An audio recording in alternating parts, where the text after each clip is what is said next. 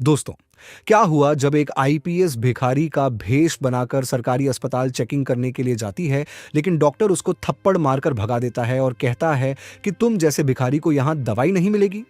लेकिन जब आईपीएस महिला अपने असली रूप में आती है, तो फिर क्या हुआ? दोस्तों, यह सच्ची घटना झारखंड के धनबाद की है। वहां एक गरीब परिवार रहता था। माता पिता के साथ साथ एक लड़की भी थी, जिसकी उम्र 23 साल की थी और वह शादी लायक हो गई थी। जैसे जैसे वह जवान हो रही थी, माता पिता को शादी की चिंता भी सताने लगी। बेटी से कहते कि बेटी, अब तुम जवान होने लगी हो, हम तुम्हारे लिए लड़का तलाश करेंगे। लेकिन बेटी अपने माता पिता से कहती, पिताजी, अभी मेरी उम्र ही क्या है, अभी तो मैं आपकी गोद में पली बढ़ी हूं। मैंने अपनी पूरी उम्र इस समाज में हो रहे अत्याचार और कुरीतियों को देखते हुए निकाल दी है। शादी तो मैं जरूर करूंगी, लेकिन उससे पहले इस समाज में हो रही गलतियों और भ्रांतियों को खत्म करूंगी। इसी सोच के साथ उसने आईपीएस अधिकारी बनने की सोची और दिन रात मेहनत करने के बाद अंततः वह आईपीएस बन गई। आईपीएस बनने के बाद अब वह सोचती है कि मुझे अपने शहर में सरकारी अस्पताल पर छापा मारने का प्लान बनाना चाहिए। उसे पहले से ही कुछ जानकारियों के जरिए पता था कि अस्पताल में कई गड़बड़ियां चल रही हैं। दवाइयों की चोरी, मरीजों से अवैध वसूली, डॉक्टरों की लापरवाही, सब कुछ। लेकिन बिना सबूत के कुछ भी करना मुश्किल था। वह जानती थी कि अगर किसी बड़े अफसर के तौर पर छापा मारा तो स्टाफ पहले ही सतर्क हो जाएगा और सबूत मिटा दिए जाएंगे। उसे कुछ ऐसा करना था जिससे वह अस्पताल के असली हालात देख सके, बिना किसी को शक हुए। उसने अपने कमरे में बैठकर कई योजनाएं बनाई, लेकिन हर बार एक ही दिक्कत आ रही थी, पहचान छुपाने की। आखिरकार उसे एक तरीका सूझा। अगर वह भिखारी के वेश में अस्पताल में दाखिल हो जाए तो कोई उस पर ध्यान भी नहीं देगा और वह सब कुछ अपनी आंखों से देख सकेगी। यह एक जोखिम भरा कदम था, लेकिन अगर सच को सामने लाना था तो उसे यह करना ही था। अगले दिन उसने अपने भरोसेमंद कांस्टेबल रवि को बुलाया और कहा, मुझे एक ऐसा वेश चाहिए जिससे कोई भी मुझे पहचान न सके। कपड़े फटे पुराने होने चाहिए, बाल उलझे हुए और चेहरा इतना मैला कि कोई देखे तो भी न पहचान पाए। रवि चौंक गया, लेकिन बिना सवाल किए उसने एक जोड़ी पुराने कपड़े और थोड़ी गंदगी लाने की व्यवस्था कर दी। संजना ने वह फटे पुराने कपड़े पहने, अपने बालों को अस्त व्यस्त किया और चेहरे पर गंदगी मल ली। आईने में खुद को देखा तो उसे खुद पर भी यकीन नहीं हुआ। वह अब एक गरीब, लाचार भिखारी की तरह दिख रही थी। अब उसे सिर्फ अपनी आवाज और हाव भाव भी वैसे ही करने थे। उसने कुछ देर तक खुद को आईने में देखा और बुदबुदाई, बेटा, अब तेरा असली इम्तिहान शुरू होता है। अगले दिन सुबह होते ही वह अस्पताल के बाहर पहुंच गई।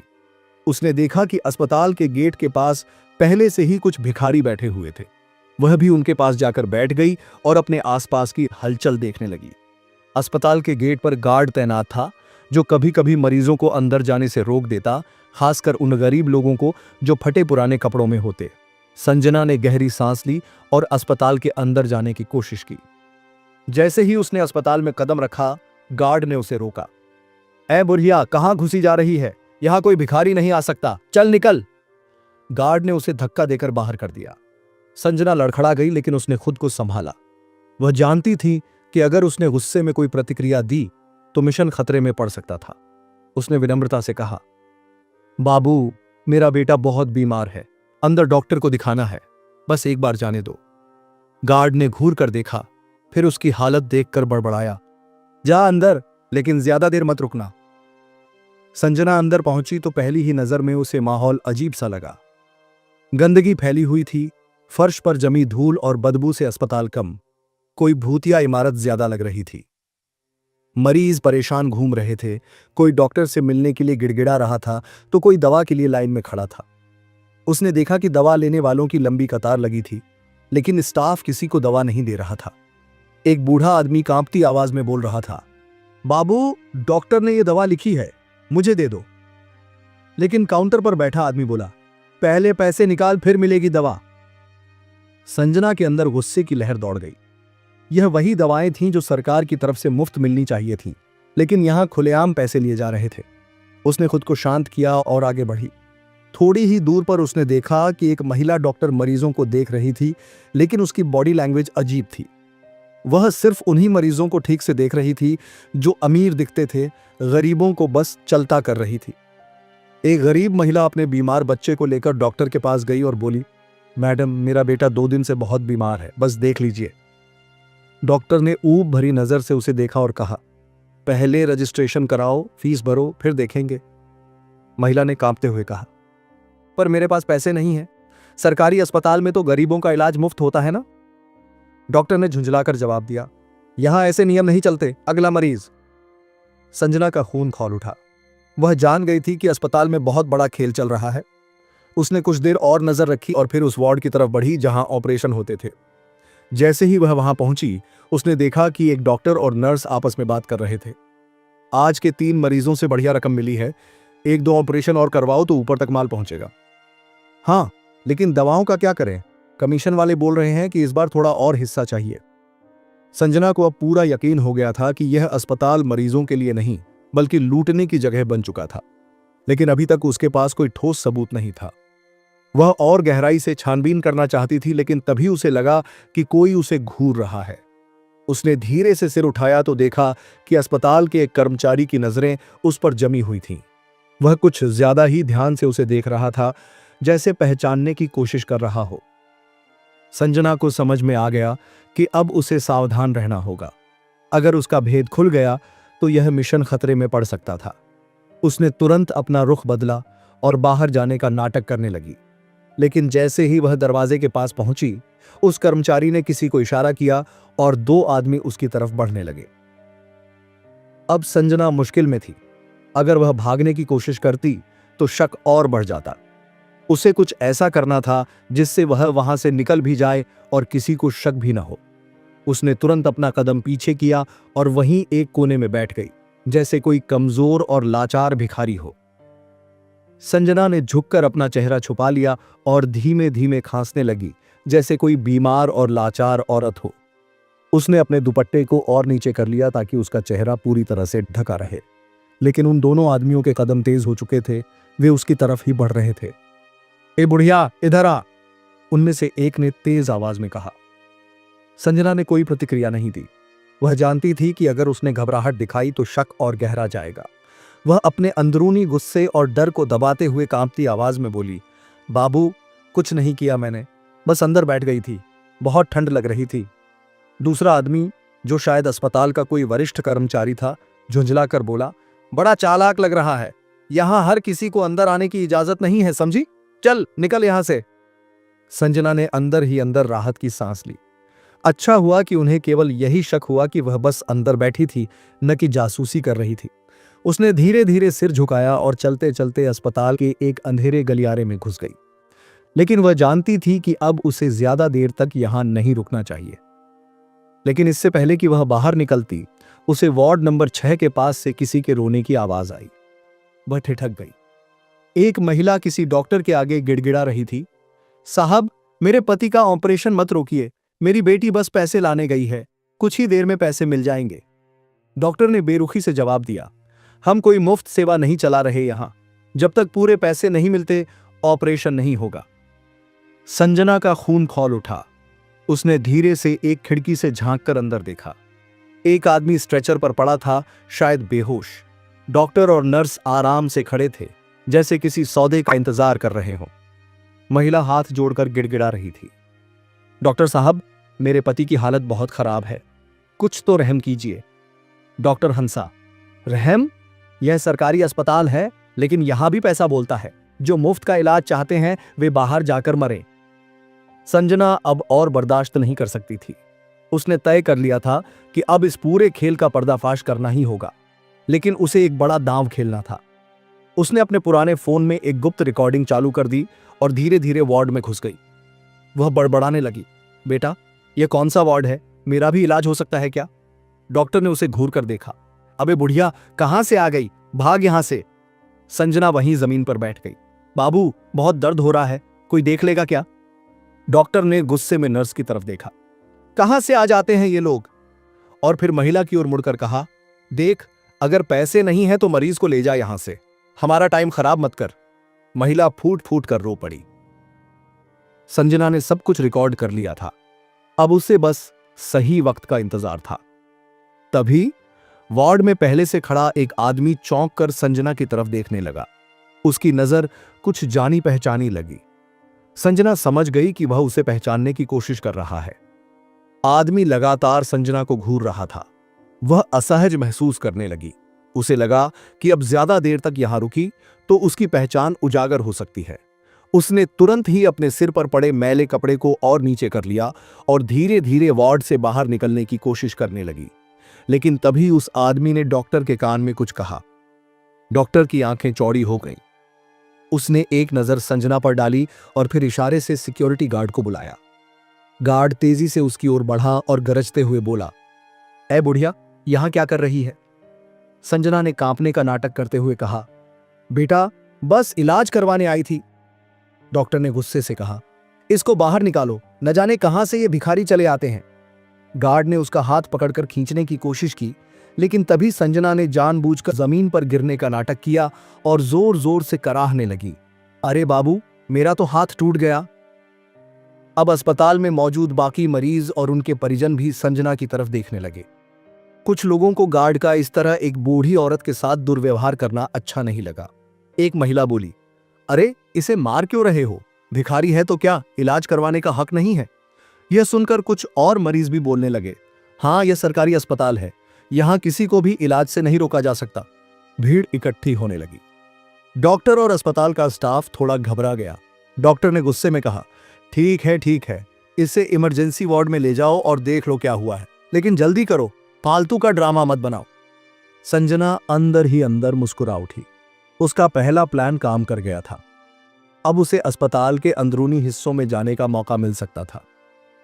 गार्ड उसे पकड़कर इमरजेंसी वार्ड में ले गया। वहां एक नर्स आई और लापरवाही से बोली, क्या हुआ इसे? डॉक्टर ने कहा, कुछ नहीं, बस यूं ही गिर गई थी, देख लो, अगर ठीक है तो निकाल दो इसे यहां से। नर्स ने एक हल्की नजर डाली और बोली, कुछ नहीं हुआ इसे, चल भाग यहां से। लेकिन संजना को तो अब अस्पताल के अंदर और गहराई तक जाना था। उसने दर्द से कराहने का नाटक करते हुए कहा, अरे बेटा बहुत दर्द हो रहा है, जरा एक्सरे तो करा दो। डॉक्टर चिढ़ गया, एक्सरे? तेरे जैसे भिखारी का एक्सरे क्यों करें? तभी अचानक संजना ने जोर से चिल्लाना शुरू कर दिया, अरे देखो, ये लोग इलाज नहीं कर रहे, सरकारी अस्पताल में गरीबों को ऐसे फेंक दिया जाता है। आसपास के मरीज और उनके रिश्तेदार फिर से इकट्ठा होने लगे। लोग फुसफुसाने लगे, ये डॉक्टर तो सच में गरीबों के साथ बुरा बर्ताव कर रहे हैं। डॉक्टर घबरा गया। उसने जल्दी से कहा, ठीक है, इसे एक्सरे रूम में ले जाओ। अब संजना के पास अस्पताल के और अंदर जाने का रास्ता मिल गया था। उसे पता था कि एक्सरे रूम के पास ही स्टोरेज रूम होता है, जहां दवाइयां और जरूरी सामान रखा जाता था। जैसे ही वह एक्सरे रूम की तरफ बढ़ी, उसने देखा कि स्टोरेज रूम के बाहर दो आदमी खड़े थे। वे आपस में फुसफुसा रहे थे, साहब ने कहा है कि रात में ट्रक आएगा, सारा सामान लोड करवा देना। कितना माल जाएगा? कम से कम 50 लाख की दवाइयां। सरकार की सप्लाई आई थी, लेकिन यहां के मरीजों को क्या देना, बेच देंगे बाहर, बढ़िया पैसा मिलेगा। संजना का दिमाग तेजी से चलने लगा। यह उसकी रिकॉर्डिंग के लिए सबसे बड़ा सबूत था। उसने चुपचाप अपना पुराना फोन ऑन किया और रिकॉर्डिंग चालू कर दी। लेकिन तभी एक गार्ड की नजर उस पर पड़ गई। उसने गुस्से से कहा, तू यहां क्या कर रही है? गार्ड की कड़क आवाज सुनकर संजना ठिठक गई। उसकी धड़कन तेज हो गई, लेकिन उसने खुद को शांत रखा।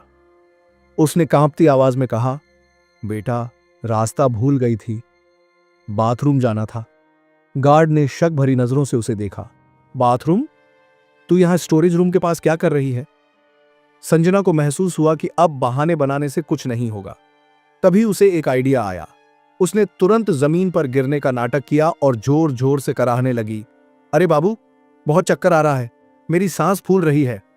गार्ड अचानक घबरा गया। उसने पीछे मुड़कर नर्स को आवाज दी, अरे कोई डॉक्टर बुलाओ, ये बुढ़िया तो यहीं गिरी जा रही है। इसी अफरा तफरी का फायदा उठाकर संजना ने चुपचाप फोन को स्टोरेज रूम के दरवाजे के पास छुपा दिया, ताकि वह बाकी बातचीत को रिकॉर्ड करता रहे। तभी डॉक्टर आया और गुस्से में बोला, अबे फिर यही बुढ़िया, ये तो ड्रामा कर रही है। गार्ड ने सिर हिलाया, सर मुझे भी शक हो रहा है, ये बार बार इधर उधर घूम रही है। डॉक्टर ने संजना की तरफ देखा और अचानक उसकी आंखें सिकुड़ गईं। उसने संजना को ध्यान से देखा और चौंक कर कहा, रुको, ये मुझे कहीं देखी हुई लग रही है। अब संजना के पास ज्यादा वक्त नहीं था। उसने अचानक तेजी से उठने की कोशिश की, लेकिन गार्ड ने झपट कर उसका दुपट्टा पकड़ लिया। कपड़ा नीचे गिर गया और अब संजना का चेहरा सबके सामने था। डॉक्टर के चेहरे का रंग उड़ गया। वह हकलाने लगा, अरे ये तो वही आईपीएस अफसर है। सारे अस्पताल में खलबली मच गई। गार्ड ने घबराकर हाथ छोड़ दिया। स्टाफ के कुछ लोग दौड़कर बाहर भागने लगे। संजना ने तुरंत जेब से अपना असली फोन निकाला और तेज आवाज में बोली, सब रुक जाओ, मैं आईपीएस संजना वर्मा हूं और तुम सब रंगे हाथों पकड़े जा चुके हो। डॉक्टर हकबका गया। मगर मैडम, आप यहां इस भिखारी के भेष में? संजना ने गुस्से से कहा, ताकि तुम्हारे जैसे भ्रष्ट लोग बेनकाब हो सकें। मुझे तुम्हारी असलियत जाननी थी और अब मेरे पास पक्के सबूत हैं। इतना कहकर उसने स्टोरेज रूम की ओर इशारा किया। वहां अंदर चलो, सब देखना है मुझे। डॉक्टर और गार्ड अब पूरी तरह से डर चुके थे। संजना ने अपने सीनियर अधिकारियों को कॉल किया, इंस्पेक्टर शर्मा, तुरंत फोर्स भेजिए, यहां बड़े पैमाने पर भ्रष्टाचार हो रहा है। पुलिस की गाड़ियां अस्पताल के बाहर आकर रुक गईं। अंदर भगदड़ मच गई। डॉक्टर, नर्स और बाकी स्टाफ इधर उधर भागने लगे, लेकिन संजना की तेज नजरें हर एक को परख रही थीं। इंस्पेक्टर शर्मा अपनी टीम के साथ अंदर घुसे और तुरंत आदेश दिया, कोई भी अस्पताल से बाहर नहीं जाएगा, सबकी तलाशी ली जाएगी। संजना ने गार्ड की तरफ इशारा किया, इसे पकड़ो, यह स्टोरेज रूम के पास मुझसे भिड़ रहा था, जरूर इसमें भी कोई साजिश होगी। गार्ड घबराकर पीछे हटने लगा। मैडम, मैं तो बस अपना काम कर रहा था, संजना ने ठंडी आवाज में कहा। वो तय करने का हक अब कोर्ट के पास होगा। इंस्पेक्टर शर्मा के इशारे पर 2 पुलिस वालों ने गार्ड को दबोच लिया।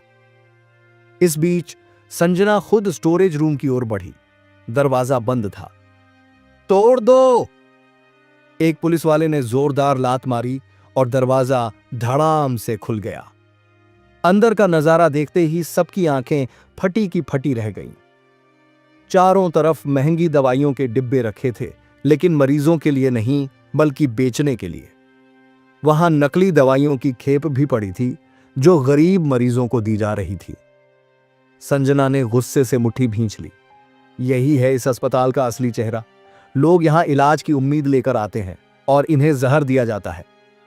इतना सुनते ही वहां खड़े मरीजों और उनके परिवार वालों में गुस्से की लहर दौड़ गई। हमारे बच्चों को यही नकली दवाइयां दी जाती थीं। हमारे बूढ़े माँ बाप की हालत इन्हीं की वजह से खराब हुई। इधर पुलिस स्टाफ को गिरफ्तार कर रही थी, उधर जनता का गुस्सा बढ़ता जा रहा था। तभी एक आदमी संजना के पास दौड़ता हुआ आया। मैडम, वो देखिए, आपका फोन। संजना चौंकी।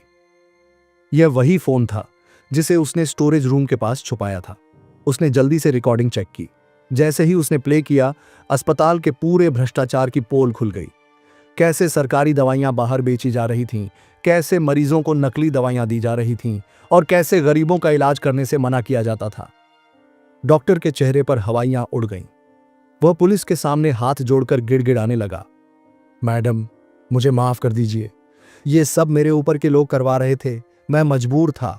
संजना ने गुस्से से कहा। तुम्हारी मजबूरी के कारण कितने गरीबों की जान गई, जानते हो?